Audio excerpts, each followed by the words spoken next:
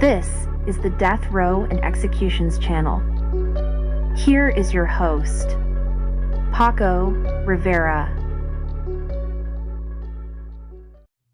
Welcome again to the Death Row and Executions channel. My name is Paco Rivera. You can also follow me on Facebook for updates and more Death Row news. There will be a link to my Facebook in the description below. Also, a reminder that between executions, if you are interested in other true crime stories, I'd like to invite you to have a look at my other channel called The Maximum Sentence. I'll leave a link for that as well. Willie James Pye had been in and out of jail since the year 1985, when he was 19 years old. By November of the year 1993, Pye was now 28 years old and had an on-again, off-again relationship with a woman named Alicia Lynn Yarbrough, who by November of 1993 was 21 years old.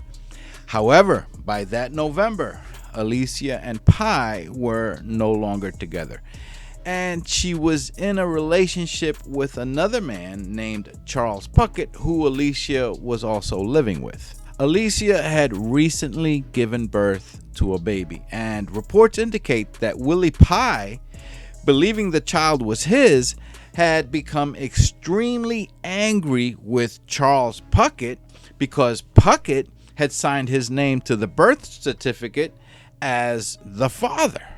Willie Pye and two friends, a man named Chester Adams and a 15-year-old teen named Anthony Freeman. This is a more recent picture of Anthony Freeman. Willie Pye and the two friends made plans to rob Charles Puckett after learning that Puckett had received a large settlement in a lawsuit.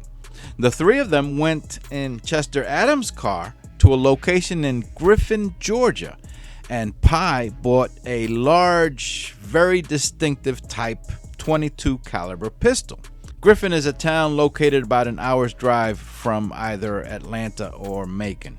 After that, they went to a party where witnesses saw Pye with the very distinctive type pistol. After leaving the party, they arrived at the home of Charles Puckett with the intent to rob him. Pye and Adams put on ski masks and gloves, and Pye tried to force open a window. As it turns out, Charles Puckett wasn't at home. The only one there was Alicia Yarbrough and her baby. And as Pye tried to force that window open, Alicia saw him and began screaming. Pye quickly went around to the front door and kicked it in. The men were unable to find any money in the house, so they took some jewelry and then ordered Alicia to get in the car with them. They kidnapped her.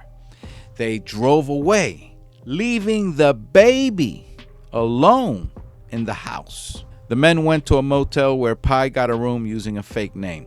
Once inside the motel room, the three men took turns sexually assaulting the young woman. The men then tried to wipe down all fingerprints from the motel room and eliminate as much evidence as possible.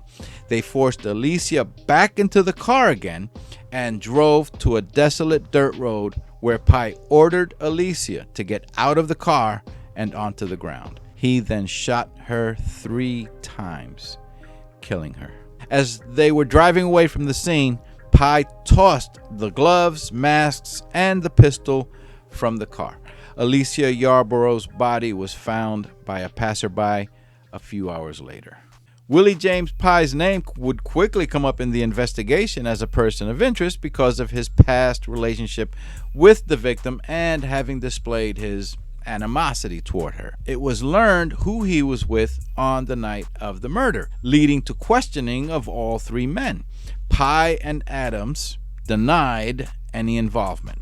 The 15-year-old teen, however, Anthony Freeman, when pressed, he eventually confessed. Police recovered the ski masks, gloves, and the gun that was tossed from the car. A hair found on one of the masks was determined to be the victim's hair. A ballistics expert determined that there was a 90% probability that the bullet removed from the victim's body had been fired by the same .22 caliber pistol that witnesses identified as being in the possession of Willie Pye earlier that night.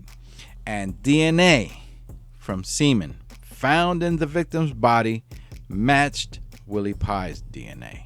Pye had changed his story at least 5 times when questioned.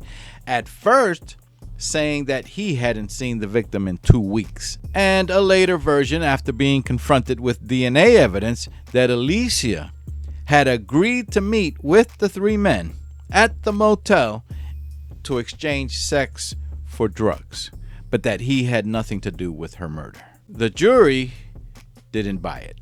Pye was convicted and sentenced to death. He is scheduled for execution in the state of Georgia on March 20th.